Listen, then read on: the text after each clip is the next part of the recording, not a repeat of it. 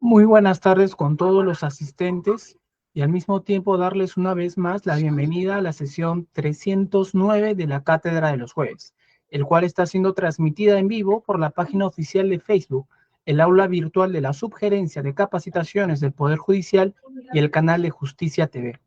Quien los saluda y tendrá la oportunidad de moderar esta sesión es mi persona, Alexis Acurio, y el día de hoy tengo el agrado de anunciar y presentar a nuestro distinguido expositor, el magíster Jimmy Daniel Jurado Palma, quien abordará y sustentará el tema denominado la necesidad de tipificar el delito de lavado de activos en su forma imprudente.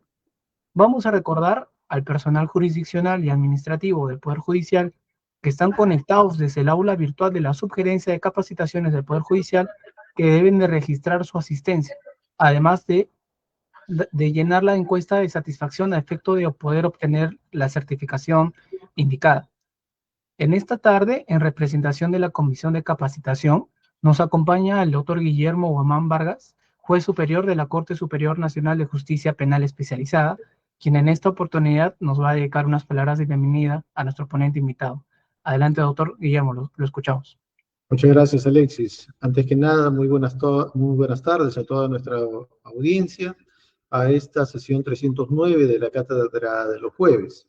Y definitivamente soy portador de los saludos y agradecimientos del señor presidente de la Corte Superior Nacional de Justicia Penal Especializada, el doctor Octavio César Saguanay Calcín, así como del señor presidente de la Comisión de Capacitación, el doctor Rómulo Carcausto Calle, quienes agradecen la participación de todos los que se encuentran conectados a través de esta vía informática, pero sobre todo a nuestro ponente que el día de hoy, bueno, el doctor Jimmy Daniel Jurado Palma, nos viene con ese tema de actualidad y seguramente va a generar bastante discusión en el gremio de abogados, el gremio vinculados al sistema de justicia, jueces, fiscales y demás comunidad jurídica.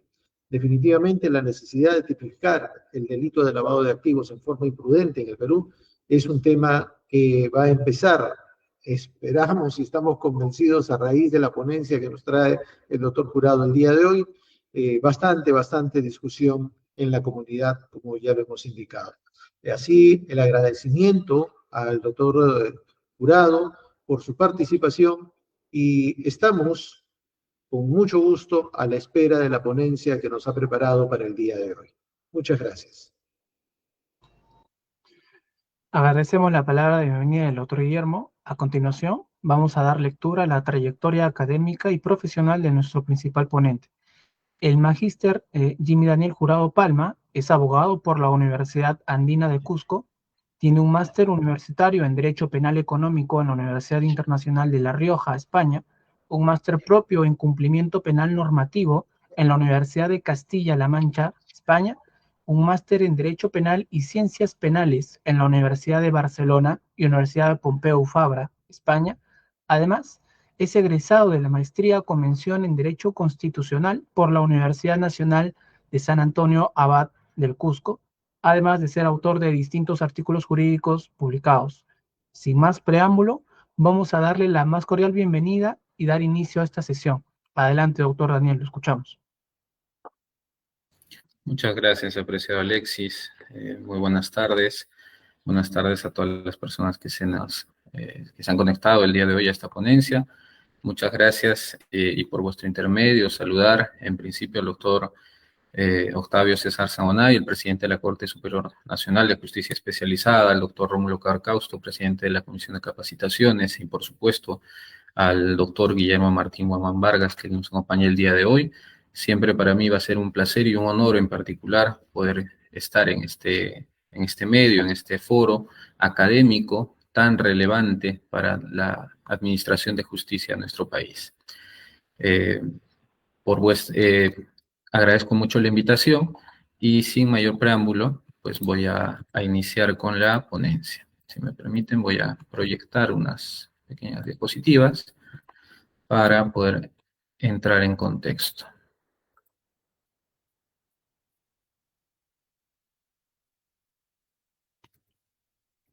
Bien.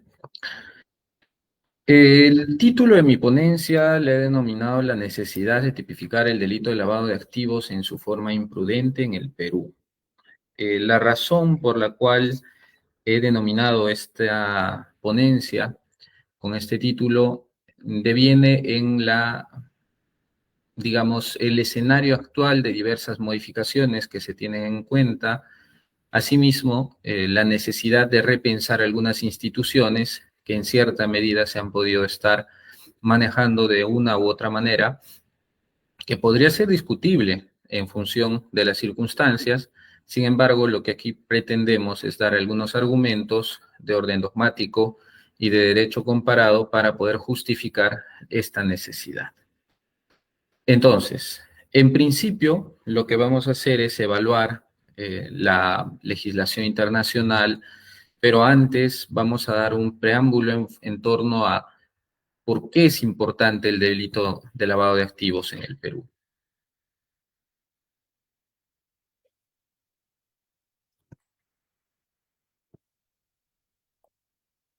A ver. Aquí está. La pregunta es relevante, ¿no? ¿Por qué es importante la lucha contra el lavado de activos? Como todos ustedes podrán saber, estimados doctores, doctoras, el delito de lavado de activos está tipificado en una norma específica actualmente, en el Decreto Legislativo 1106, y prevé una cantidad de penas bastante altas, ¿no? El artículo 1 al 4, por lo menos el artículo 1, que es de los que más se utilizan, prevé una pena de 8 a 15 años. Es una pena bastante elevada, más allá de las discusiones que vayamos a realizar sobre si es correcto o no, o si es proporcional o no. Lo cierto es que el legislador ha decidido sancionarlo con esta pena. La pregunta es ¿por qué? ¿A qué responde esta política criminal de una lucha, digamos, ferviente contra el lavado de activos? A este respecto tenemos que informar que los datos empíricos que hemos podido recabar de un tiempo a esta parte con relación a la cantidad de dinero, en principio, que se genera como producto de las operaciones vinculadas al lavado de activos son absolutamente exorbitantes, ¿no? Así tenemos que el lavado de dinero alcanza cada año un 2.7% del PBI mundial. Es un montón de dinero que va vinculado a delitos como la corrupción, defraudación tributaria, etcétera. Y que obviamente, en definitiva, plantea problemas para la ejecución presupuestal en diversos estados y pone en riesgo también, por supuesto, el orden económico, ¿no? La libre competencia, etcétera. La discusión sobre el bien jurídico protegido en el delito de lavado de activos o blanqueo de capitales, si se le quiere denominar en su momento, tiene muchas acepciones, incluso la Administración de Justicia, etcétera. Entonces, en este punto no nos vamos a detener demasiado en esto, cuanto sí en exponer que, por ejemplo, ¿no? La UIF nos ha informado que desde enero de 2011 a enero del 2020 se estima un aproximado de 14.164 millones de dólares involucrados en lavado de activos, ¿no? De los cuales, al parecer, el 48% representa como delito fuente la minería ilegal. Luego está el tráfico de drogas, 17%, defraudación tributaria, un 11%, y delitos contra la administración pública, un 10%. El resto de delitos con contenido económico pasible de generar, digamos, lavado de activos, representa un 14%.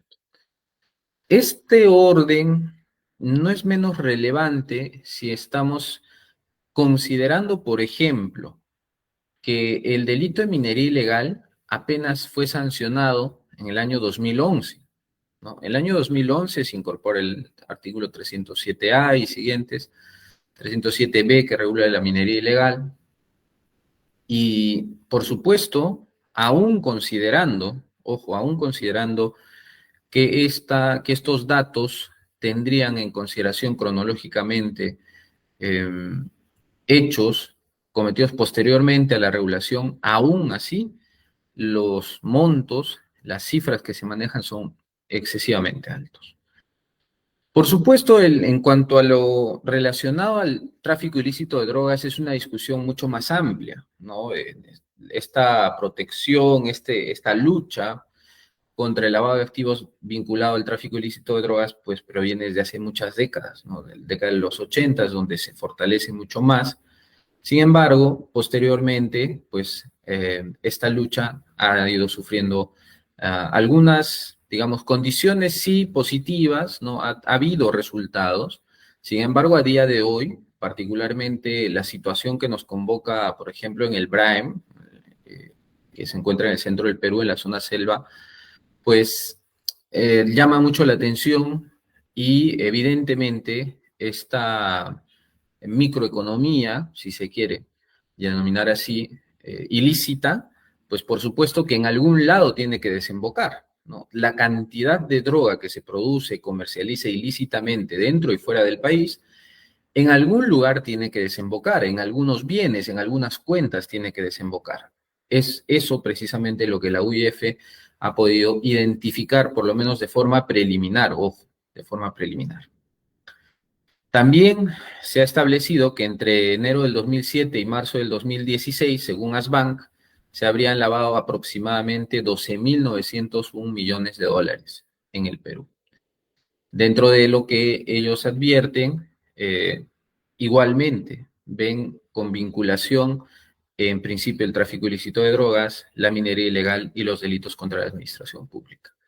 Por supuesto, algo que llama mucho la atención en este contexto en el que, además de investigar el injusto proveniente de la utilización, ¿no?, y manipulación de estos bienes provenientes de un delito previo, cobra relevancia hoy por hoy la discusión sobre las modificaciones o la permanencia o alteración que se fuera a dar en torno a la ley de extinción de dominio en el Perú, puesto que esta herramienta, si bien eficiente para poder evitar que estas cifras, que estos dineros, que estos bienes, que de alguna manera podrían generar potencialmente más daño a nuestra economía, a nuestras instituciones, si bien la ley de extinción de dominio representa un aliado eficaz para luchar contra esto, no es menos cierto que en su caso tendrá que evaluarse si es que todas las condiciones allí establecidas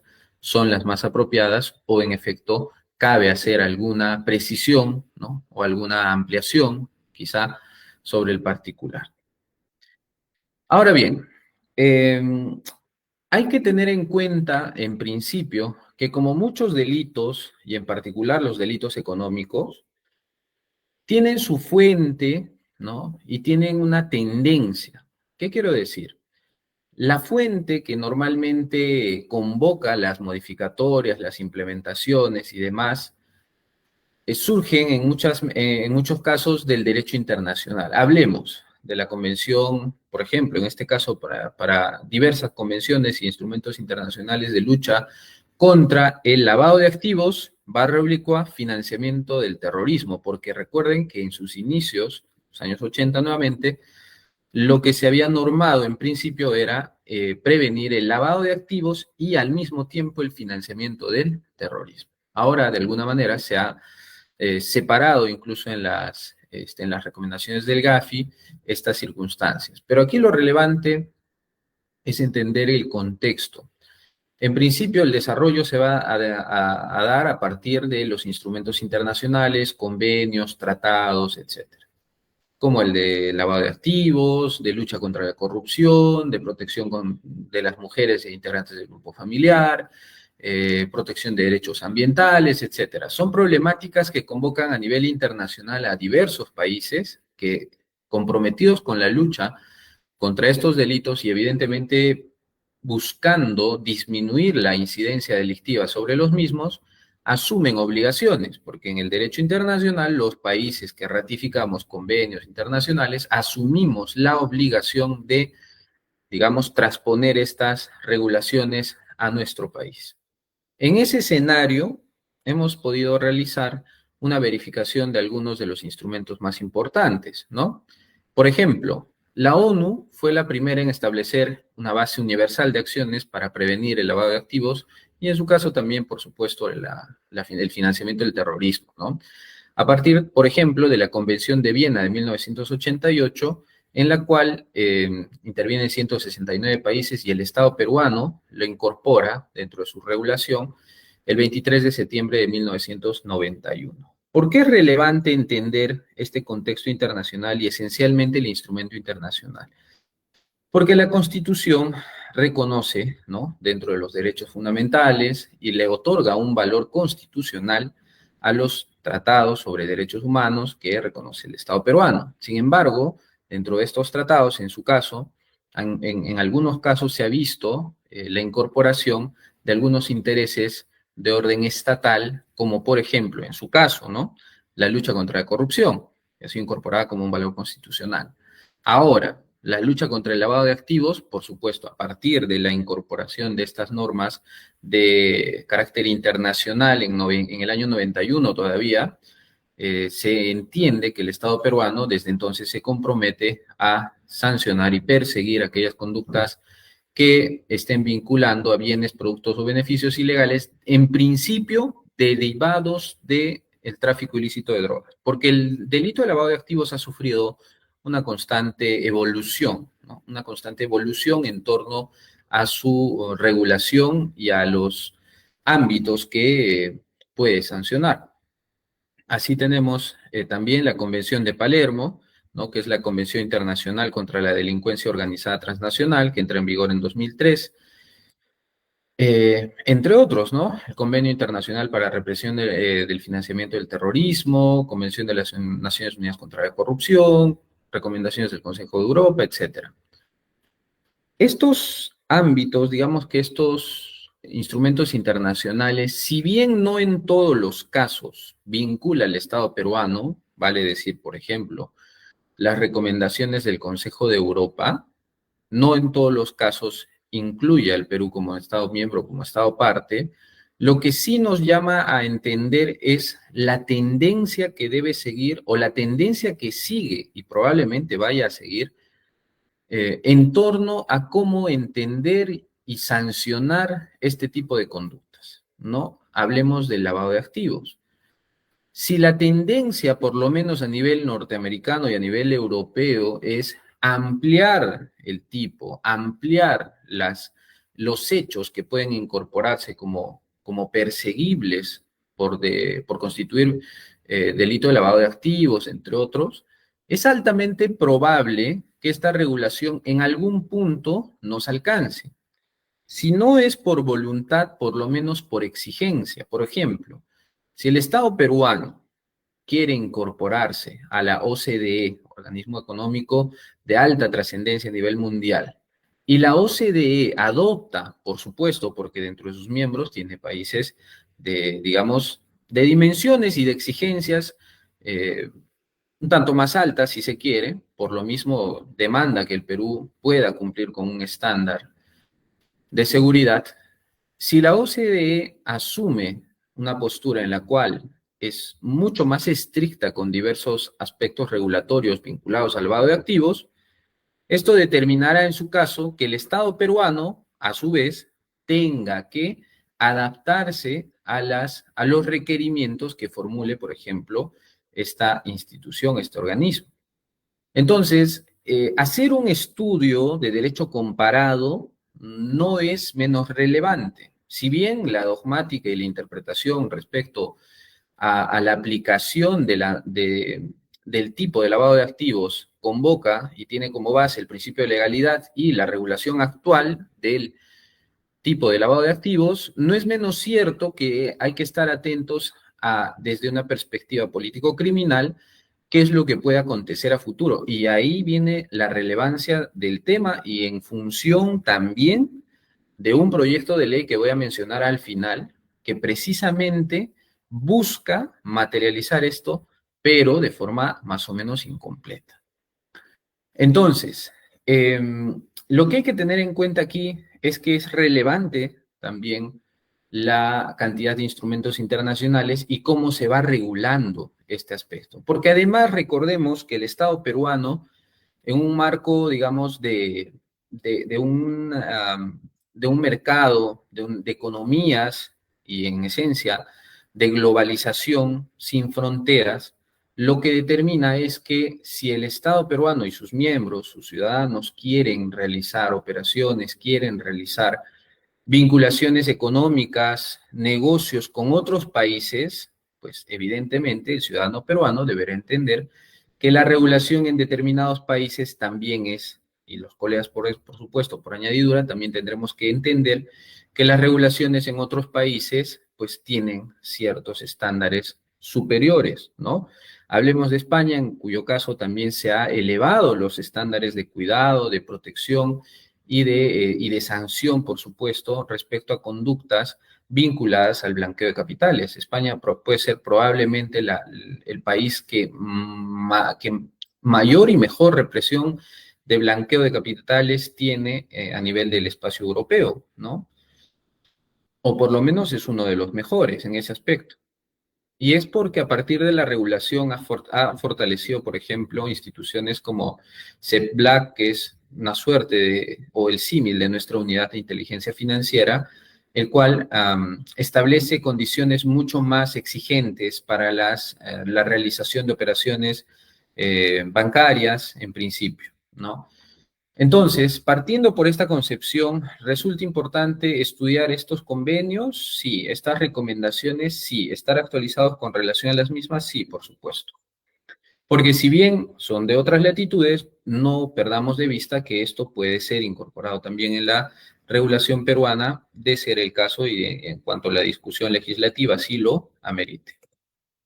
Ahora, el convenio de Estrasburgo, por ejemplo, de 1990, que tiene carácter vinculante, sanciona en el numeral, en el artículo 6, numeral 3, apartado A, que cada una de las partes podrá adoptar aquellas medidas que considere necesarias para establecer como delitos en virtud de su derecho interno alguna de las acciones referidas en el apartado 1 del artículo, ¿no? Es decir, el diseño propuesto por el Convenio de Estrasburgo o la concepción que se debe tener como mínimo sobre qué debe entenderse por blanqueo de capitales, ¿no? Esto está determinado en el apartado 1 del numeral 6 del artículo, perdón, en el apartado 1 del artículo 6 del convenio. Entonces, en todos o en algunos siguientes, cuando el delincuente debería haber presumido que la propiedad era producto de un delito. Entonces, estos convenios internacionales, ojo, en este caso también el Perú es parte, de los cuales podemos extraer que hay una concordancia primero con nuestra regulación interna, pero también existen ciertos deberes que hay que cumplir y hay que guiarnos por precisamente este tipo de instrumentos internacionales que recogen en su seno estas posturas, ¿no? No es nada raro poder hoy por hoy, en atención al derecho constitucional y esencialmente el derecho convencional, no es nada raro recurrir, y ya se ha hecho en algunos casos, se ha advertido, y actualmente se sigue haciendo, el recurrir a interpretaciones que incorporan términos o conceptos contenidos en instrumentos internacionales para aplicación normativa en el Perú. En algunos casos, como por ejemplo los delitos de lesa humanidad, sí que se ha admitido sin lugar a cuestionamientos todo aquello que en el derecho internacional ha sido objeto de pronunciamiento y se ha aplicado directamente en el Perú. Hablemos de convenios y hablemos también de jurisprudencia. No, evidentemente esto hay que mirarlo con mucho cuidado porque cuando hablamos de lesa humanidad, pues es una materia muy específica y en particular. Sin embargo, en nuestro país también se ha procurado hacer algunas interpretaciones con relación, por ejemplo, a la utilización de la Convención de las Naciones Unidas contra la Corrupción, ¿no? Y a partir de esta convención se ha realizado en algún caso una interpretación en sentido amplio tratando de, digamos, no dejar impunes ciertas conductas y ampliando la interpretación del tipo con relación a este tipo de delitos y en su caso, ¿no?, a la condición de autores. Por ejemplo, en el primer caso sobre lesa humanidad no hubo cuestionamiento, en el segundo sí, de alguna forma se ha delimitado el contexto solamente a lo que está expresamente reconocido en nuestro país en esta materia, ¿no? Esto es de los delitos de corrupción. Entonces, en nuestro caso, para el que nos convoca digamos, el lavado de activos, evidentemente también tiene que responder a una lógica similar. Habrá que ver la diferenciación que hay que realizar entre si corresponde aplicarlo directamente o no, o de repente solo como pauta interpretativa, pero respetando también las garantías y los límites al jus puniendi que ha establecido tanto la Constitución peruana como el propio Código Penal peruano, ¿no? Tenemos también las recomendaciones del GAFI, que inicialmente eran 40 recomendaciones para prevenir lavado de activos y el financiamiento del terrorismo, que a partir del 2001 y el 11 de septiembre, claro, se ha distinguido en 40 recomendaciones contra el lavado de activos y 9 contra el financiamiento del terrorismo. Y además hay que tener en cuenta que el GAFI, pues, periódicamente va actualizando, ¿no?, sus recomendaciones. El Estado peruano también viene siendo evaluado en torno al cumplimiento de las mismas, etcétera. Entonces, esta regulación también es muy importante. Ahora bien, ya entrando en materia sobre el aspecto más que de política criminal, de dogmática, ¿no?, sobre la interpretación del tipo y demás. ¿Cómo debemos entender la regulación del lavado de activos en el país, ¿no?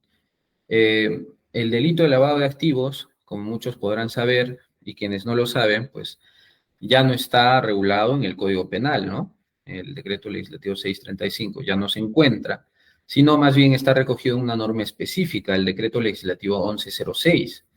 El Decreto Legislativo 1106 se promulgó el 19 de abril del 2012 y su texto pues también ha sido modificado varias veces, la última modificación en la Ley 31.178.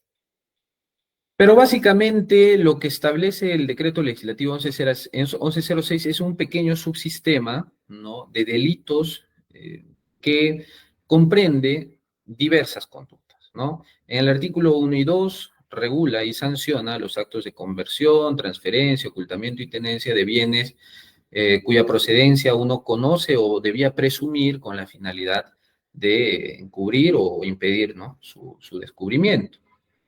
También los actos de transporte, traslado, ingreso y salida de dinero o títulos, valores de origen ilícito.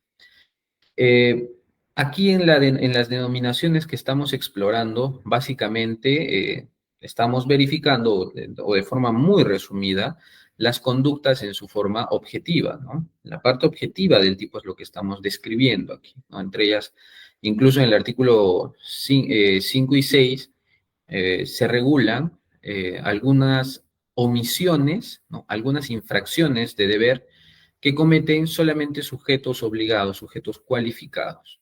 Por ejemplo, la omisión de comunicación de operaciones o transacciones sospechosas, que solamente recaerá sobre aquellas personas que son sujetos obligados según la lista que tiene la SBS para tal efecto. La SBS ha diseñado la Superintendencia de Banca y Seguros como organismo fundamental en la lucha del lavado de activos, y dentro de la SBS, la Unidad de Inteligencia Financiera, la UIF, que constituyen básicamente las dos instituciones referentes de la lucha contra el lavado de activos en el Perú. En esencia, regulan, plantean normativa, digamos, específica, reglamentación y demás vinculado al sistema de prevención del lavado de activos y financiamiento de terrorismo, que en algunos casos lo denominan por sus siglas SPLAT, ¿no? Existen diversa regulación al respecto. Actualmente incluso se ha especializado tanto el ámbito que incluso a partir precisamente de evitar la comisión de los delitos del artículo 5 y 6, el sexto, rehusamiento, retardo y falsedad en el suministro de información, precisamente los sujetos obligados, hablemos de bancos, inmobiliarias, casinos, tragamonedas, casas de cambio, etcétera, etcétera, incluso abogados vinculados a la constitución de empresas y sus modificaciones, pues esto ha generado, a su vez, que como parte de la lucha contra el lavado de activos se generen obligaciones precisamente para estos sujetos, en específico convirtiéndose en delitos, digamos, en delitos especiales. Entonces, esto ha determinado que a su vez se genere pues un panorama de prevención precisamente vinculado al SPLAG, que incluye dentro de sus filas, por supuesto, instrumentos como los programas de cumplimiento normativo, los criminal compliance, Entre otros, por ejemplo, los ISOs, ¿no? Los ISOs que certifican a nivel internacional algunas operaciones o algunas, digamos, algún movimiento, alguna operación en sí misma que realice la entidad certificada y cuya calidad en la prevención de este tipo de delitos podría certificarse. Los ISOs también salen a nivel de corrupción, entre otras cosas. Pero bueno, recapitulando y sobre este punto, este decreto legislativo 1106, ya modificado y actualizado, tiene un catálogo de delitos, tiene un catálogo de, digamos, de circunstancias, tanto agravantes, atenuantes, tiene consecuencias incluso como consecuencias accesorias, tiene el decomiso reconocido como, digamos, un instrumento para la lucha eficaz contra el lavado de activos, y además, también en el artículo 10 establece la autonomía, ¿no? La autonomía sustantiva y procesal, en su caso, de lavado de activos o del tipo de lavado de activos con relación al delito fuente, ¿no? Sobre el particular ya creo que esto es objeto de otra discusión, sobre si realmente existe o no existe la autonomía, hasta dónde alcanza, etcétera. Eso no es materia de esta ponencia, es un tema sumamente interesante, pero seguramente se abordará en otro punto. Ahora bien, del marco legal que hemos prevenido ahora, el decreto legislativo 1106, solo los tres primeros artículos regulan las conductas de lavado de activos en su forma dolosa, ¿no? Hablemos de los actos de conversión, transferencia, ocultamiento, tenencia, transporte, traslado, ingreso, salida. Y obviamente el objeto sobre el cual recaen son los bienes, ¿no? Bienes, dinero, bienes muebles, títulos, valores, etc. Ahora, son de consumación instantánea, pero en el artículo 2 se califican como de realización permanente. Para efectos de esta ponencia no va a ser objeto de discusión la parte objetiva del tipo en sí mismo, cuanto sí la parte subjetiva, porque la parte objetiva del tipo recogerá pues todos los elementos objetivos, la conducta, los sujetos, etc. Pero la parte subjetiva se va a centrar básicamente en lo que el sujeto ha tenido en consideración al momento de realizar la conducta, qué aspectos ha valorado y si es que de lo que ha conocido, pues puede establecerse válidamente un reproche y en su caso una sanción, ¿no? Esto dentro de la parte subjetiva. Ahora, es importante, por ejemplo, tener en cuenta como un punto adicional dentro de la regulación del blanqueo de o del lavado de activos en el Perú, o blanqueo de capitales, como se le conoce en la mayoría de convenios internacionales, que el decreto legislativo 1249 ha establecido precisamente lo que les indicaba, ¿no? Que la Unidad de Inteligencia Financiera del Perú tiene como obligación comunicar al Ministerio Público mediante informes de inteligencia financiera, los que hemos hecho referencia inicialmente, aquellas operaciones cuyo posterior análisis e investigación respectivo a nivel administrativo, ¿no? Interno de la unidad, se presuma, la unidad primero recibe la información, luego la analiza, luego la verifica y se advierte y presume que estas operaciones, ¿no? Están vinculadas a actos de lavado de activos o a sus delitos precedentes o incluso al financiamiento del terrorismo, pueden, pueden proceder de acuerdo a ley, pueden comunicarlo al Ministerio Público para que se inicie una investigación preliminar sin ningún problema. Ahora, su reporte sí que tiene valor probatorio, ¿no? Para poder iniciar la investigación y en su caso fundamentar lo correspondiente, ¿no? Que en su caso puede ser una condena. Entonces, esta unidad es bastante importante dentro del ámbito de la comprensión del lavado de activos. Ahora bien, ¿qué es en sí mismo el delito de lavado de activos? ¿No? El profesor García Cabero nos decía, es el proceso en virtud del cual los bienes de origen delictivo se integran al sistema económico legal con apariencia de haber sido obtenidos de forma lícita.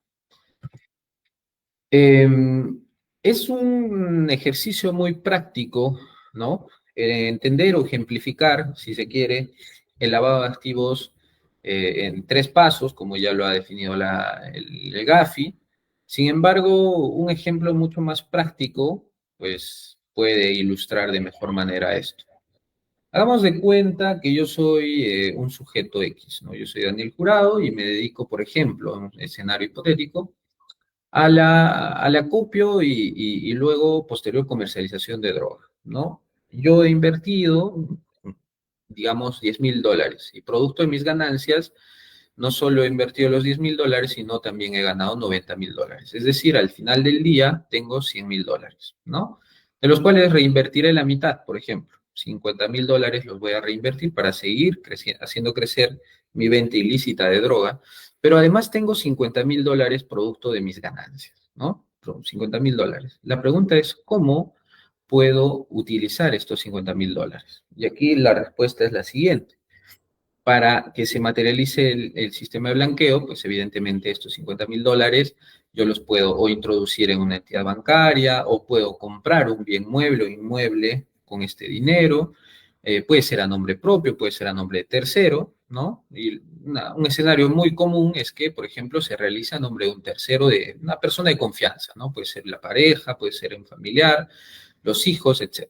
Entonces, yo ese dinero lo invierto, por ejemplo, en un vehículo, ¿no? Y lo compro a nombre de tercero, digamos de mi pareja. No es ni siquiera mi esposa, pero es mi pareja. Entonces lo pongo a su nombre. Claro, pero esta persona, pues, digamos, no sé, es estudiante universitaria, tiene 19 años, no tiene trabajo conocido, no está en ninguna planilla, no tiene contratos verificables, no tiene ingresos económicos verificables. Sin embargo, de un día para otro, pues, aparece con un vehículo a su nombre, ¿no? Un vehículo de alta gama, un Mercedes-Benz, un BMW, qué sé yo. Y esta persona, a su vez, pues, o lo puede ir utilizando, o si se quiere, lo puede ir vendiendo, ¿no? Lo vende y esta persona a su vez lo vuelve a vender y lo vuelve a vender. Y en ese escenario a ver, de un primer ensombrecimiento, que es la transferencia del dinero para la adquisición de un inmueble, que es de un bien mueble, perdón, que este bien mueble posteriormente ha sido vendido, utilizado y vuelto a vender en repetidas ocasiones. Lo que busca todo este proceso con diversos pasos es, en principio, alejar la posibilidad de conocer la trazabilidad del dinero. ¿Qué quiero decir? Alejar la posibilidad de poder conocer que el último propietario está en posesión de un bien que inicialmente ha sido comprado con dinero proveniente del tráfico ilícito de drogas. Precisamente todos estos actos, dentro de los cuales los sujetos participan, como ejemplo nada más, son sancionados por el Decreto Legislativo 1106 en sus diversos artículos. Entonces, al final del día, ¿no? Los $50,000 que aparecieron inicialmente terminaron mezclándose con dinero lícito, terminaron pasando por varias manos, terminaron, en final de cuentas, pues teniendo una apariencia lícita, ¿no? Esto luego de varias operaciones. Entonces, hablemos esto solo de un supuesto, pero digamos que yo necesito blanquear 1 millón, 2 millones o 10 millones de dólares. Entonces, hay que ser mucho más creativos para ese efecto. Hay personas que utilizan dinero en efectivo, que utilizan transacciones múltiples, inversiones múltiples, testaferros, que son los terceros que adquieren los bienes, utilizan empresas, ya sea de existencia real, de existencia fantasma, o incluso empresas offshore, etcétera. O sea, hay un universo inmenso en el cual el sujeto puede utilizar para blanquear su dinero. Pero aquí vamos, ya entrando en materia un poco más específica, ya partiendo por esta explicación, ¿cuál es el bien jurídico protegido? ¿No? Entre otras cosas, por eso no voy a entrar mucho en la discusión, ¿qué es lo que protegemos sancionando el lavado de activos o blanqueo de capitales? Sancionamos el patrimonio, sancionamos la hacienda pública, es decir, la recaudación que realiza en nuestro caso la SUNAT, la libre competencia. ¿Y por qué ponemos en consideración esto? Porque si sancionamos como bien jurídico protegido solamente el patrimonio, entenderíamos que el delito sería de contenido única y exclusivamente patrimonial. Pero no es solo esto, porque recordemos que según la información recibida previamente, que es empírica y además la normativa, también puede provenir el dinero de delitos económicos como defraudación tributaria, en cuyo caso no solo tengo una infracción para la cantidad de tributos que dejados de percibir o la percepción de los tributos adecuadamente, digamos, declarados, sino también de este dinero que proviene de esas omisiones. Libre competencia, claro.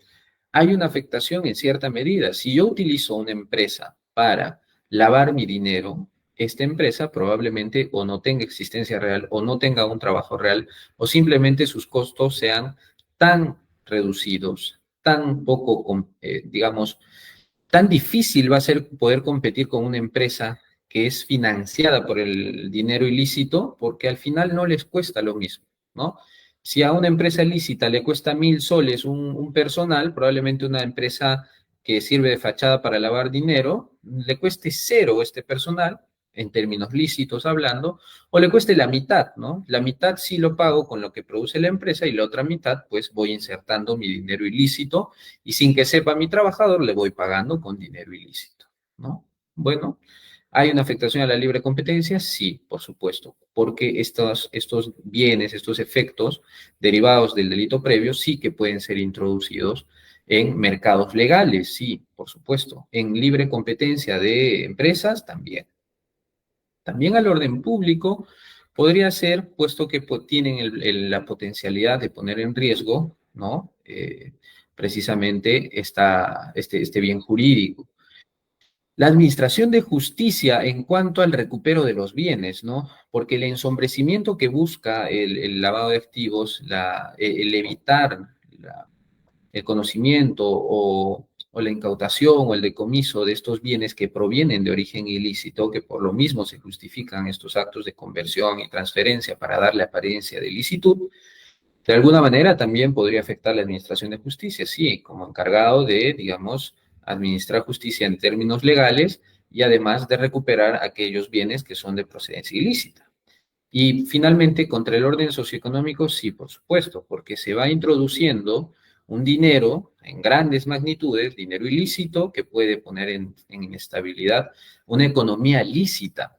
Por supuesto, al inyectar tanto dinero ilícito en una economía lícita, lo que hago es contaminar estos bienes, desestabilizar de alguna manera ciertas operaciones, ciertos ámbitos muy específicos, y esto si se perenniza y se da a una gran escala, por supuesto, puede poner en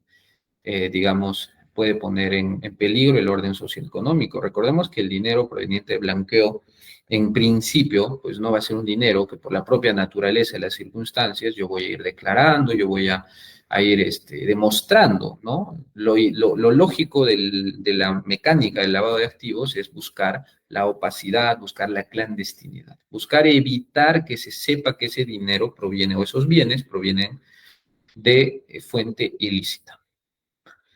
Bueno, en cuanto al delito, si es de los sujetos común especial, evidentemente es un delito común, en el artículo 5 y 6 será un delito especial con relación a los sujetos obligados, por supuesto, ahí sí tenemos un delito especial sobre los sujetos obligados, y en su caso, para empresas estructuradas de forma grande, podríamos hablar y entrar a discutir sobre la posición de garante del compliance officer. Por ejemplo, para los sujetos obligados a prevenir lavado de activos, que en su marco de cumplimiento normativo, de establecimiento de un compliance program, pueden designar un oficial de cumplimiento. ¿Qué medida puedo yo vincular a este oficial de cumplimiento? Que la UIF también te lo exige para los sujetos obligados. ¿En qué medida tiene este sujeto responsabilidad penal? ¿No? ¿En qué medida tiene responsabilidad penal sobre las actuaciones que realice o que omite realizar? ¿No? También otra discusión permanente y que tampoco es objeto de esta charla será la referida al autoblanqueo, ¿no? Si es permitido o no permitido, ya en el Perú se ha admitido que es permitido. La pregunta es si es constitucional, si es un acto posterior copenado, si realmente es proporcional sancionar esta conducta en la misma medida. Entonces, todo este debate, creo yo, es suficiente para poder discutirlo en otra sesión de la cátedra de los jueves. Ahora bien, vamos ya con el tema de la parte objetiva, ¿no? El objeto del lavado en sí mismo van a ser los bienes de procedencia ilícita. Los bienes pueden ser muebles, pueden ser inmuebles, puede ser dinero en efectivo, etc. No hay limitación en tanto el bien tenga un contenido económico o pueda ser valorable en dinero, ¿no?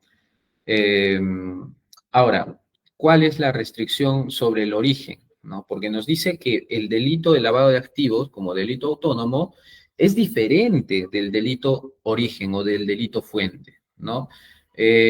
Por ejemplo, hablando del narcotráfico, el ejemplo que puse, o si, por ejemplo, yo soy un operador de minería ilegal, ¿no? Estoy en la selva peruana, compro mi maquinaria, voy, realizo labor en una zona prohibida, no cuento con autorización administrativa, y producto de mi labor, pues, he obtenido, no sé, 1.000.000 de soles de beneficio, ¿no? Fuera de mis gastos, de mis inversiones. Entonces, ese 1.000.000 de soles yo tengo que colocarlo en algún lugar, ¿no? Tengo que comprar muebles, inmuebles, puedo comprar, etcétera. Entonces, el origen eh, del bien tendrá que ser un delito, ¿no? En nuestro país no se ha regulado la fórmula delito grave, delito simplemente, porque tampoco tenemos regulado lo que es un delito grave, un delito leve, un delito grave o menos grave, como sí se hace, por ejemplo, en la regulación española. Cuestión relevante, sí, porque en principio podría ser delito fuente cualquier bien con capacidad de poder generar ganancias ilícitas.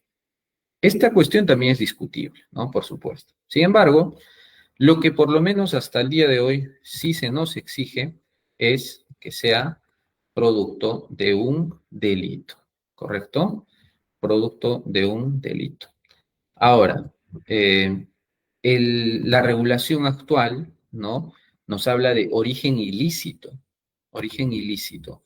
El ilícito, como todos sabemos, pues es un concepto bastante amplio. La ilicitud puede importar un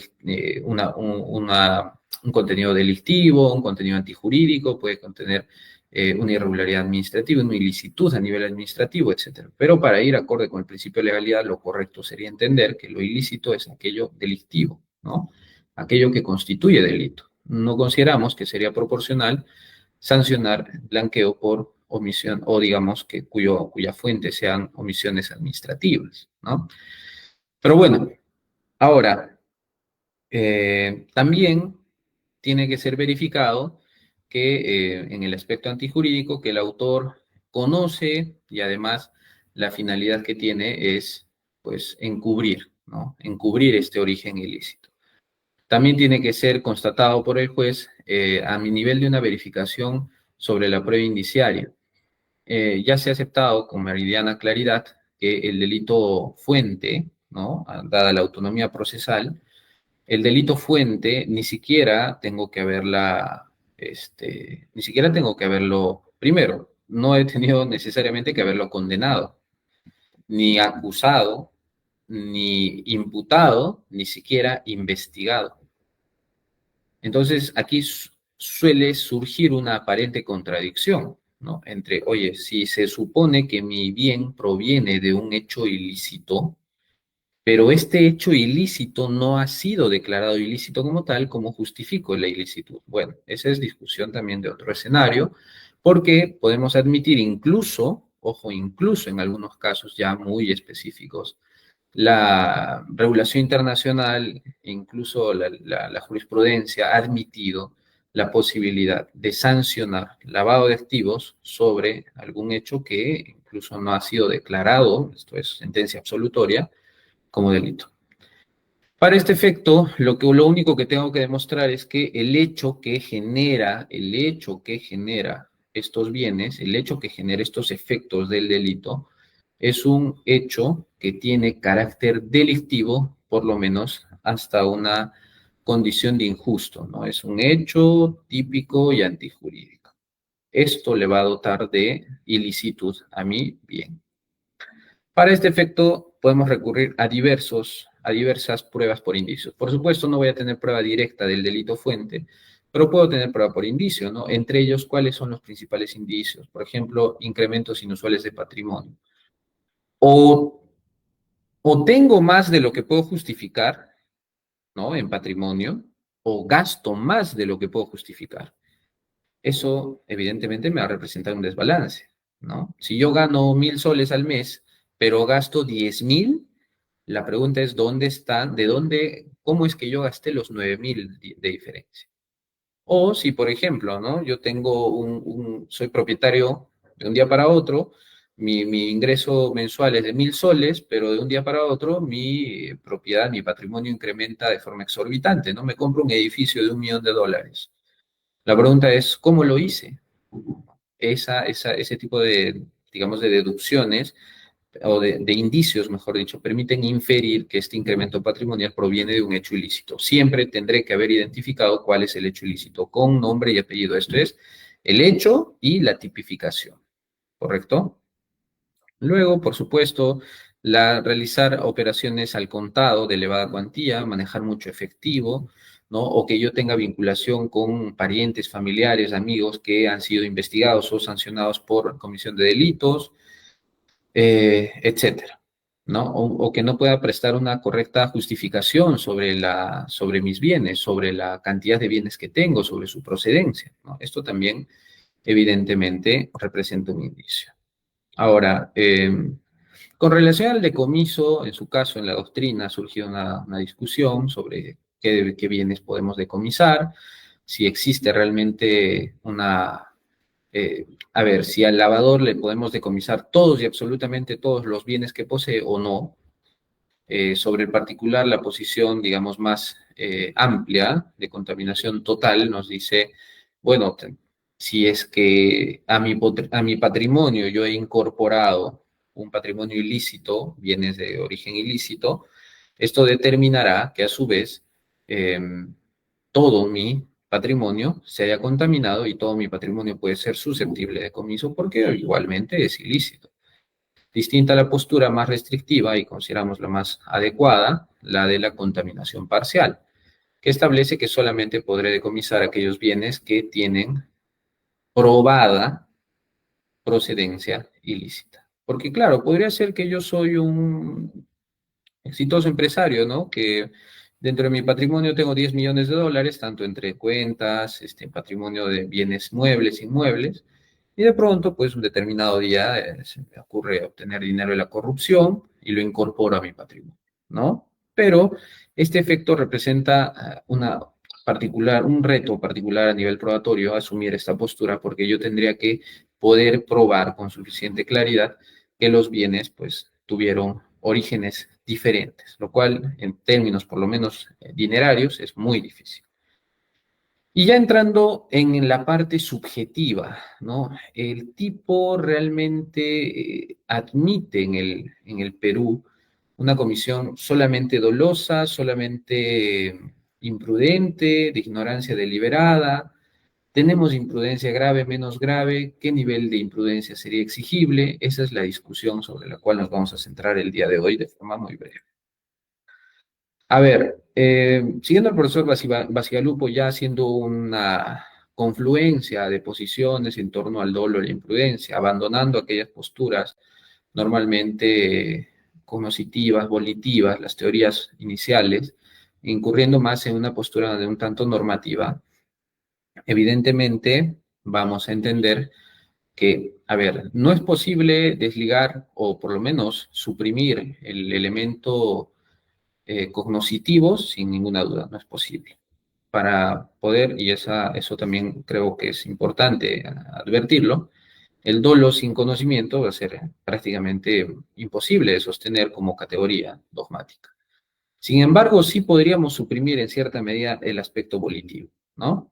El aspecto volitivo, en cuanto a la voluntad misma de la comisión del hecho, pues es algo que podemos discutir, más no el conocimiento. El conocimiento siempre va a ser consideramos un aspecto que hay que acreditar definitivamente, por lo menos comprueba por indicio, ¿no? A partir de un razonamiento inferencial, pero, al fin y al cabo, el dolo podemos entenderlo como el conocimiento que tiene el sujeto de la parte objetiva del tipo o el conocimiento del riesgo, ¿no? Simplemente. Ya con todas las variables que tiene a día de hoy, considerando algunas teorías, algunas discusiones sobre el particular que recientemente y con fortuna se están dando para poder ampliar los aspectos del conocimiento y la adecuada justificación de la sanción en virtud del dolo. Entonces, considerando que el dolo es conocimiento del riesgo, pues ahora tenemos que ver nuestro tipo penal. Primero, ya hemos visto que solamente, en principio, hay dos premisas para nuestra justificación. Primero, todos los tipos recogidos en la parte especial del libro segundo del Código Penal reconocen, o por lo menos sancionan, conductas tipificadas como delito, pero se, digamos, entiende en su forma dolosa. Esto desde una perspectiva de que el legislador peruano ha decidido realizar una tipificación de numerus clausus para aquellas modalidades imprudentes o culposas, como se llama en el Perú. ¿Esto qué implica? Que del 100% de mis delitos reconocidos en el Código Penal, el 99% lo van a hacer en su forma dolosa, sin necesidad de que el tipo expresamente me mencione el que con dolo, ¿no? En algún caso puede enfatizar en los términos o en las fórmulas el que a sabiendas, el que teniendo pleno conocimiento, etc. Pero lo que no va a realizar es decir, el que con dolo realiza tal conducta, no. Entonces, todos los tipos, o por lo menos casi todos los tipos, son de comisión dolosa. ¿Por qué es importante advertir este punto? Porque dada la forma de tipificación, el legislador peruano entiende que solo voy a poder sancionar de forma imprudente todo aquel tipo que yo, legislador, haya establecido como modalidad imprudente. ¿Qué quiere decir esto? Que solo puedo admitir un delito culposo cuando el tipo penal en el que lo recoge me indica expresamente que se trata de un tipo que es posible cometerlo en su modalidad culposa. Por ejemplo, las lesiones, ¿no? Las lesiones tiene un artículo 121, su forma base, tiene un 124 que reconoce la forma imprudente. Pero en la forma imprudente me dice el que por culpa ocasiona daño a otro. Ok, ahí me introduce la cláusula. La excepción a toda la regla, el que por culpa. Por lo tanto, esto me permite inferir lo siguiente. Si es que el legislador no ha incorporado en el decreto legislativo 1106, por lo menos en el artículo 1, 2 y 3, no ha incorporado un párrafo en el que me diga el que por culpa comete este tipo de hechos, entiendo o debo entender que no existe una modalidad imprudente. ¿Correcto? Ese es el primer aspecto a considerar. Ahora, partiendo por esta previsión, hay que entender lo siguiente. ¿Por qué es necesario sancionar el lavado de activos en su forma imprudente? ¿Por qué? Porque si bien nuestra norma solamente realiza una sanción de forma dolosa y sanciona solamente en su forma imprudente los artículos 5 y 6, ¿no? Esto es, cuando el oficial de cumplimiento de un sujeto obligado omite de forma imprudente comunicar una transacción u operación sospechosa a la UIF. ¿No? Esto está regulado en el artículo 5 y 6 del decreto legislativo 1106, pero en el artículo 1, 2 y 3 no regula la posibilidad de la modalidad imprudente. Por lo tanto, solo admite un comportamiento doloso bajo la fórmula cuyo origen ilícito conoce o debería presumir. Partiendo por esto, y porque el dolo es conocimiento, mis sujetos activos de estas conductas tendrán que realizar las conductas con un conocimiento cierto de que estos bienes provienen de, de un delito previo, ¿no? Que son producto de un delito previo. Ahora, hay una distinción relevante que ahora justamente vamos a ver en la doctrina, cómo es que se ha abordado, y tiene bastante razón en este aspecto. El texto normativo también indica no solo el conocimiento bajo la fórmula conoce, sino también el debía presumir. El debía presumir actualmente se asume y se interpreta, a saber, más adelante vamos a postular mucha jurisprudencia en ese sentido, pero es pacíficamente admitido que el debía presumir solamente se vincula con un aspecto doloso, ¿no? Con un dolo eventual, que pudiendo advertir, que pudiendo y teniendo acceso a la información, no te cercioraste del origen, ¿no? Esto nos recuerda a la clásica o bastante discutida ahora mismo doctrina de la ignorancia deliberada, misma que en España, por lo menos en el caso Messi, ha sido desestimada, ¿no? En el caso peruano tampoco se ha logrado aplicar satisfactoriamente la doctrina de la ignorancia deliberada. Sin embargo, a saber, en función a este término, debía presumir, consideramos desde esta postura que este deber de presumir tiene más bien una condición, tiene un contenido imperativo de tal forma que impone un deber a una persona y a partir de este deber genera pues una obligación. Entonces, esta obligación es de la gente de proveerse de información, ¿no? Tú estás en la obligación, en el deber de proveerte información. Ahora, es necesario, digamos, rectificar, si se quiere, esta interpretación y reconducirla por una modalidad culposa, sí, consideramos que sí, pero adicionalmente se tendría que sancionar en su forma culposa. ¿Qué quiere decir esto? Primero con la base legal. En este artículo, ¿no? El tenor que se sostiene, por lo menos desde aquí, es que se estaría postulando una suerte de infracción de deber de cuidado. Se te impone un deber de cuidado, que es el de proveerte información correcta. Sin embargo, estás omitiendo el cumplimiento de este deber de forma inexcusable y a partir de ella, pues estás incurriendo en un delito, claro, de carácter imprudente, en principio. De tal manera, recogemos, por ejemplo, el artículo 2 del reglamento del modelo de la CICAT, que establece que el término debiendo saber debe ser considerado como imprudencia o culpa. Y por tanto, si es que entendemos nosotros esa regulación y la extraemos o la abstraemos a nuestra realidad, tendríamos que por lo menos cuestionarnos si este deber de provisión de información representa un verdadero conocimiento, ¿correcto?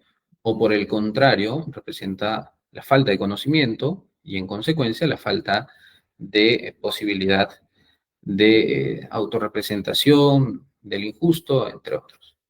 Entonces, los cuestionamientos que se han postulado al respecto desde diversos autores, entre ellos hemos citado algunos, 4 de los que hemos considerado relevantes. En el caso del profesor Pariona, por ejemplo, ha indicado que esta regulación ha sido cuestionada, pero por técnica legislativa y falta de proporcionalidad en la pena. Claro, porque no es lo mismo conocer que deber presumir. Evidentemente no es lo mismo. Una cosa es que yo conozca, el contenido del injusto está avalado y adecuadamente establecido en un dolo directo, y el deber de presumir, pues más bien me impone una obligación de conocer, me impone un deber de conocer, pero no establece en principio que yo, habiendo conocido, he realizado la conducta. Entonces, lo que sí se ha establecido, y con justa razón lo dice el profesor Pariona, es que se haya regulado la forma subjetiva, por lo mismo que, a ver, si yo tipifico un tipo penal o una conducta en su forma imprudente, yo no podría interpretar que en el 1106 la fórmula debía presumir representa una forma imprudente. No lo puedo asumir porque la forma imprudente, para que sea válidamente admitida, tendría que primero tener la fórmula, incluir la fórmula, el que por culpa, que no se realiza en este caso. Pero lo más importante y lo que apunta el doctor es precisamente que tengo que aplicarle una consecuencia. Esto es una pena a la modalidad imprudente, ¿no? No puedo sancionar por principio de proporcionalidad, de culpabilidad también. No puedo sancionar con la misma pena en el mismo artículo una conducta dolosa y una conducta imprudente. Es decir, interpretar ahora mismo el conoce como doloso y el debía presumir como imprudente no sería correcto. ¿Por qué? Porque yo en un mismo postulado, en un mismo tipo penal, no podría asignarle a una conducta dolosa e imprudente la misma pena de 8 a 15 años. Necesariamente la forma imprudente o el debía presumir, si es que lo asimilamos con una interpretación en sentido culposo o imprudente, requeriría la imposición de una pena distinta, por lo menos menor en nuestro criterio, a la de la comisión dolosa, porque esa es la tendencia que ha seguido el legislador y esa es la tendencia que responde al principio de responsabilidad. Culpabilidad entendida como responsabilidad por el hecho propio. Por lo tanto, este apunte es bastante relevante en ese aspecto. Profesor García Cabero, con adecuado criterio, también indica que existe una actuación culposa especialmente grave en el deber presumir, ¿no? Y claro, siguiendo esta postura, también nosotros estamos de acuerdo en que más o menos si yo quiero sancionar una conducta por el debía presumir, en principio, estoy admitiendo válidamente que la persona no ha conocido, sino que tenía un deber de presumir o un deber de conocer, si se quiere. Pero no le puedo imputar en sí mismo un conocimiento exacto, un conocimiento preciso del riesgo, ¿no? Para aún así admitir el dolo eventual. Por lo tanto, requeriría una actuación culposa de forma inexcusable, ¿no? Aquí también existe un cuestionamiento relevante, el profesor Abanto Vázquez, cuando nos menciona que el término poder presumir y deber presumir no es lo mismo, ¿no? Claro. Poder presumir implica una capacidad de conocimiento, la posibilidad de un conocimiento cierto de una conducta que eventualmente va a ser ilícita. Mientras que el deber presumir es una exigencia. Y por eso centramos este punto en la afirmación. No puede ser lo mismo la mayor exigencia, el deber presumir, que la menor posibilidad de presunción vinculada al poder presumir, ¿no? Evidentemente, esta regulación implicaría que este deber presumir, al establecer un deber de conocimiento cualificado, si se quiere, al sujeto activo, que en este caso podría ser cualquiera, porque recordemos que es un delito común, no va a tener una correlación y una coherencia en específico como sí lo podría tener otros ordenamientos, ¿no? Por ejemplo, el español sí que sanciona la modalidad imprudente con una cláusula de cierre que indica en los artículos 1, 2 y 3, si la conducta se realiza de forma imprudente, la pena será esta, ¿no? Que es el profesor Janco también hace una atingencia y muy importante también entre la cuestión del deber presumir y admite, por supuesto, que no sería posible admitir una modalidad imprudente porque esto sería inconsistente con el elemento subjetivo de tendencia, ¿no? De resultado cortado, que implica la finalidad. Y la finalidad en el tipo de blanqueo, para este efecto, será evitar la identificación de su origen, incautación o decomiso. Por lo tanto, si yo le sustraigo la modalidad imprudente o quiero aplicar la modalidad imprudente con esta técnica o con esta regulación del debía presumir, sería incongruente y por lo tanto atípico poder establecer la configuración completa del injusto porque el deber presumir en su forma imprudente no sería pues congruente con el elemento subjetivo de tendencia, que es un elemento distinto del dolo, ¿no? Es un dolo, si se quiere, intensificado. Por consiguiente, este es un argumento sólido también a partir del cual actualmente no podemos asumir la postura del lavado imprudente. En la jurisprudencia, no voy a incidir demasiado, el Acuerdo Plenario 3-2010 ha indicado que solamente admite delitos dolosos, la sentencia plenaria casatoria 1-2017 también, solamente dolo directo, dolo eventual. Igualmente, la casación 92-2017, que justamente es la que da origen a la sentencia plenaria casatoria 1-2017, también indicó que el dolo del autor debe abarcar el conocimiento de todos los elementos del tipo, correcto, incluido el delito fuente. El recurso de nulidad 2868-2014 también habla de que el lavado de activos exige dolo, directo o eventual. El recurso de nulidad 2780-2017, igualmente, dolo, directo o eventual, etc.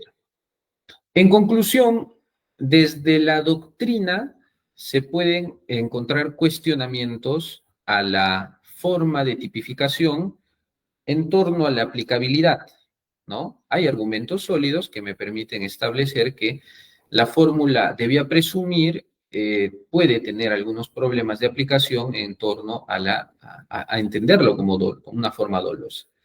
Es por eso que resultaría siendo más proporcional establecer una reforma que distinga lo que es un dolo directo y lo que es un delito imprudente, estableciendo, por supuesto, a su vez, distinta regulación, pero lo más importante, distinta pena por el incumplimiento de un deber de proveerse información de forma, incumpliéndolo de forma imprudente, por supuesto. Y el contraste viene con la jurisprudencia, que la jurisprudencia nos dice que el delito es netamente doloso sin lugar a dudas. Es decir, la jurisprudencia es uniforme, es delito doloso, dolo directo, dolo eventual. La doctrina cuestiona, si se quiere, cuestiona la proporcionalidad, cuestiona la tipicidad, cuestiona la necesidad, y también desde aquí, de poder aclarar este aspecto, ¿no? El profesor Parión, incluso en su caso, establece la poca factibilidad de poder utilizar esa fórmula para poder sancionar. Y por eso es que una respuesta la podemos encontrar en el derecho comparado, ¿no? Los instrumentos internacionales, y ya con esto voy a ir terminando, los instrumentos internacionales en el derecho comparado han impulsado que la mayoría de países tipifiquen no solo la forma dolosa, sino también la forma imprudente, sin perjuicio de sancionar específicamente las modalidades de omisión de información que nosotros tenemos aquí en el artículo 5º y 6º del Decreto Legislativo 1106. En tal virtud, se ha establecido la necesidad de la sanción imprudente. Por ejemplo, España. España sanciona en el 301.3 del Código Penal Español el blanqueo de capitales en su forma imprudente. La fórmula en el apartado primero es similar a la nuestra, ¿no? Adquisición, posesión, utilización, conversión, transmisión de bienes, sabiendo que estos tienen origen en una actividad delictiva cometida por él o por tercero, o realice cualquier otro acto para ocultar o encubrir su origen ilícito. Aquí la parte de la tendencia, ¿no? O para ayudar que la persona que ha participado en la infracción eluda las consecuencias legales. Ok. Pero aquí la regulación ha sido establecida de forma directa y clara, sabiendo que estos tienen origen en una actividad delictiva. Ahí no hay lugar a dudas sobre el conocimiento y sobre el dolo. Es por eso que consideramos adecuado que en un tercer párrafo se haya establecido que si los hechos se realizaran por imprudencia grave, la pena será de 6 meses a 2 años, ¿no? Es más o menos 1/3 de la pena del delito doloso. ¿Esto qué permite? Lo que permite es poder adaptar el tipo objetivo en su forma subjetiva, no solo al dolo, sino también a la imprudencia, sin necesidad de forzar figuras, sin necesidad de plantear cuestionamientos de orden dogmático. En la regulación colombiana solamente permite la regulación dolosa, y aquí hemos hecho un pequeño cuadro de los países en los cuales sí se permite, digamos, la forma imprudente, ¿no? Hablemos de Alemania, Bélgica, Chipre, Croacia, Eslovaquia, Eslovenia, España, Finlandia, Gran Bretaña en su conjunto, Suecia, Suiza, Hungría, Irlanda, Italia, también está Países Bajos, República Checa, entre otros países. Entonces, estos sí que han asumido el compromiso de sancionar el blanqueo en su forma imprudente. Y finalmente, ¿cuáles son los instrumentos que reconocen la modalidad imprudente? ¿No? Convención de Viena, sí, en el artículo 24, establece la facultad de los estados de sancionar estas conductas de forma dolosa e incluso imprudente. También el convenio relativo al seguimiento, embargo y decomiso de los productos de Estrasburgo, convenio de Estrasburgo, del cual también ha sido aprobado por el Perú. Ojo, la Convención de Viena ha sido aprobada por el Perú, ha sido incorporada por el Perú. La Convención de Palermo, también la Convención de las Naciones Unidas contra la Corrupción, Convención de Mérida, lo propio. En este caso, Convención de Viena y de Estrasburgo, como han sido incorporados por el Perú, y el de Estrasburgo en el 6.3a, faculta que las partes, claro, no obliga, pero sí faculta, es decir, es una posibilidad válida para justificar incluso la posibilidad de su regulación, que las partes tipifiquen las acciones de blanqueo en los casos que el delincuente debería haber presumido que los bienes eran producto de un delito, ¿correcto? También el Convenio de Europa, teniendo en cuenta las recomendaciones del GAFI, la recomendación 6, que implica la posibilidad de que los estados sancionen el blanqueo en su forma imprudente. Igual la reunión del GAFI en 1990, bajo la fórmula del podría haber conocido. Aquí la distinción en la terminología, ¿no? El podría haber conocido del debería haber conocido. Y aquí, claro, lo que hemos hecho mención, el reglamento del modelo reglamento modelo sobre delitos de lavado relacionados con el tráfico ilícito de drogas y delitos graves, aprobados por la Comisión Interamericana para el Control y Abuso de Drogas, CICAT, en el año 1992, perdón. En su artículo 2 ha definido ya los tipos de blanqueo, pero también ha determinado e identificado esto de la siguiente manera: dolo directo como aquel hecho cometido a sabiendas, dolo eventual, con ignorancia intencional, por supuesto, pero también reconoce la posibilidad de la comisión imprudente con la fórmula debiendo saber la procedencia delictiva de los bienes. Y el Consejo Europeo de Ámsterdam, en su caso, también ha establecido en la recomendación 26 la posibilidad de penalizar el blanqueo por negligencia, que es una forma de imprudencia igual. No vamos a explicar mucho el caso del mulero bancario, porque ya nos extenderíamos demasiado, pero es una forma en la cual un sujeto común comete un delito imprudente, con imprudencia grave,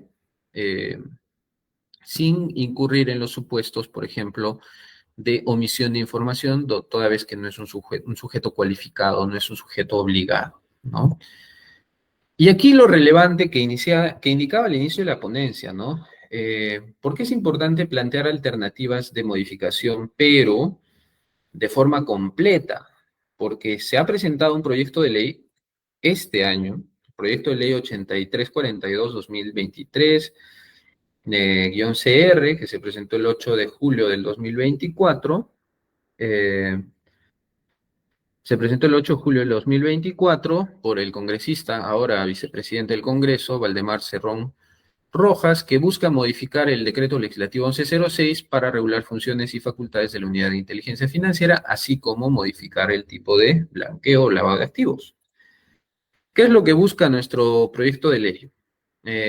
Busca regular la tipificación del lavado de activos y minería ilegal, entre otras modificaciones. Elimina este proyecto de ley, ojo, elimina el término debía presumir y se incluye en su lugar, para darle incluso más tendencia al delito mismo, la finalidad del aprovechamiento en los actos de conversión, transferencia, ocultamiento y tenencia de dinero ilícito. Además de otras modificaciones en otros aspectos, pero aquí con relación a esta ponencia lo esencial viene con el deber presumir, que es eliminado del tipo de los artículos 1, 2 y 3, y la regulación básicamente quedaría en estos términos, ¿no? Actualmente sancionamos el que convierte, transfiere dinero, bienes, efectos, ganancias, cuyo origen ilícito conoce o debía presumir, pero la fórmula que se postula ahora es el que convierte o transfiere dinero, bienes, efectos, conociendo plenamente su origen ilícito, con la finalidad de evitar la identificación de su origen, su incautación, su decomiso o para su aprovechamiento, ¿no? Para su aprovechamiento propio del sujeto que lava, también puede aprovecharlo para sí mismo. Misma fórmula en el artículo 2, actos de ocultamiento y tenencia. El que adquiere, utiliza, guarda, administra, custodia, recibe, oculta o mantiene en su poder dinero, bienes, efectos o ganancias, cuyo origen ilícito conoce o debía presumir, ahora mismo, regulación actual. Artículo 2, actos de ocultamiento y tenencia, el que conociendo plenamente su origen ilícito. Todo lo demás se mantiene incólume. Artículo 3, lo propio, el que conociendo plenamente su origen ilícito. ¿Cuál es el problema de esta regulación? Que se olvida de la posibilidad de sancionar el blanqueo en su forma imprudente. ¿Qué es lo que va a generar esto?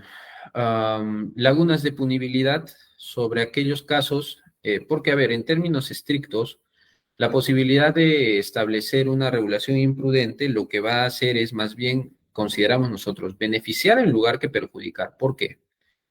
Beneficia porque, primero, no deja impune lo que, por ejemplo, esta regulación sí quiere dejar impune. Es decir, esta regulación consideramos prudente, sí, en cierta medida, porque es precisa, pero deja un vacío, ¿no? Un vacío amplio. Deja un vacío amplio porque aquí además solamente me limita a la posibilidad de comisión por dolo directo. No, no podría admitir el dolo eventual con esta nueva fórmula. Primer punto. Y segundo punto, que si es que yo admito el deber de conocimiento, de provisión de información de la gente que comete blanqueo o lavado de activos, y no sanciona la forma imprudente, dejó vacío de punibilidad y también dejó vacío aquellos casos en los que realmente no pueda reunir con la capacidad de prueba, ¿no? Por ejemplo, si no logro probar con suficiente claridad y solidez que mi agente conoció o debía presumir el conocimiento del origen ilícito en función a las circunstancias, pues tendríamos que absolver si es que no hubiera una modalidad imprudente.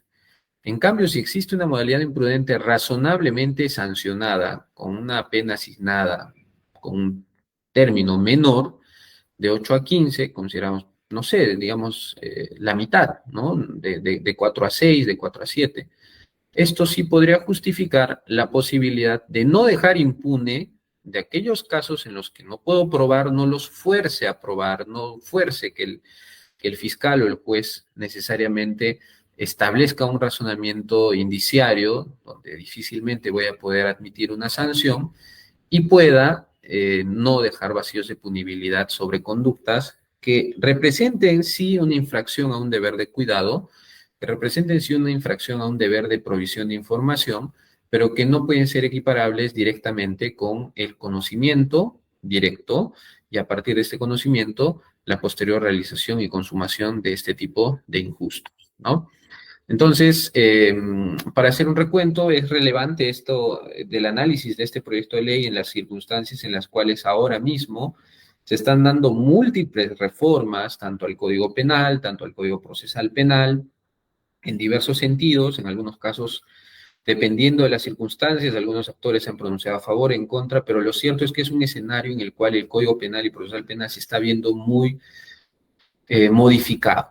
Entonces, este tipo de discusiones, como podemos ver hoy mismo, a partir del 8 de julio del 24, que así ingresa este proyecto, no son ajenas a la preocupación del legislador y no van a ser ajenas al debate. Lo que ha ocurrido en su caso con la ley ahora, la 32.108 sobre modificación de organización criminal, puede representar también aquí una modificación en el decreto legislativo 1106 sobre el lavado de activos. Entonces, hay que estar a nota con el contexto, con la discusión y con la posibilidad de plantear argumentos a favor o en contra para defender estas posturas, siempre teniendo en cuenta, por supuesto, los principios generales del derecho penal y esencialmente los derechos fundamentales de la persona también. Entonces, con eso yo puedo agradecerles, he concluido mi exposición y una vez más agradezco la invitación en este caso, de la Corte Superior Nacional de Justicia Penal Especializada y por su intermedio de todas las autoridades y la organización que ha hecho posible esta ponencia el día de hoy. Muchas gracias.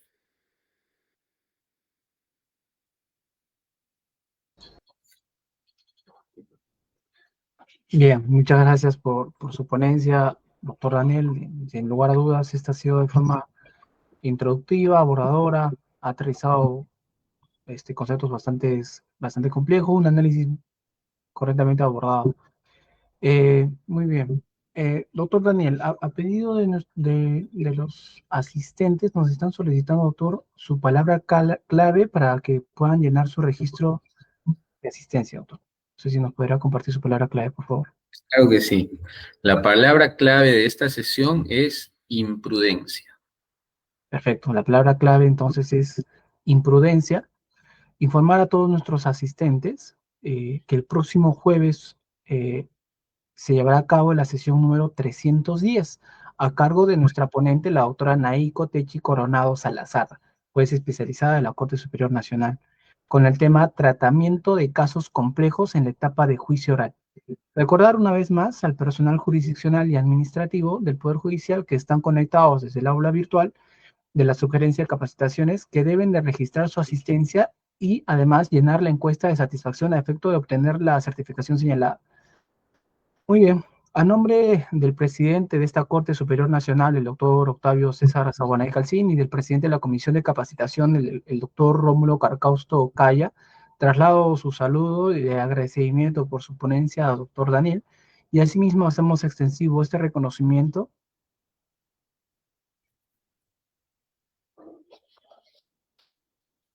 que de forma oportuna se le hará llegar, doctor.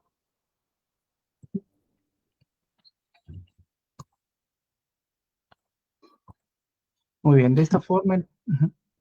Muchísimas gracias, estimado Alexis, por tu intermedio a la presidencia de la Corte, a la presidencia de la Comisión de Capacitaciones, al amable acompañamiento de los magistrados que el día de hoy nos están viendo por la página de la cátedra y por todos los medios que ha sido difundida esta comunicación. Siempre será un placer poder contribuir en el debate, en la justificación de algunas posiciones en el ámbito académico. Muchísimas gracias. Muchas gracias a usted, doctor. Una vez más, recordar que la palabra clave es imprudencia.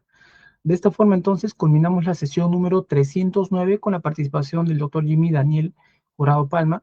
Agradecemos la participación de todos los asistentes y su gentil conexión. Esto fue la Cátedra de los Jueves. Un saludo y muy buenas tardes con todos.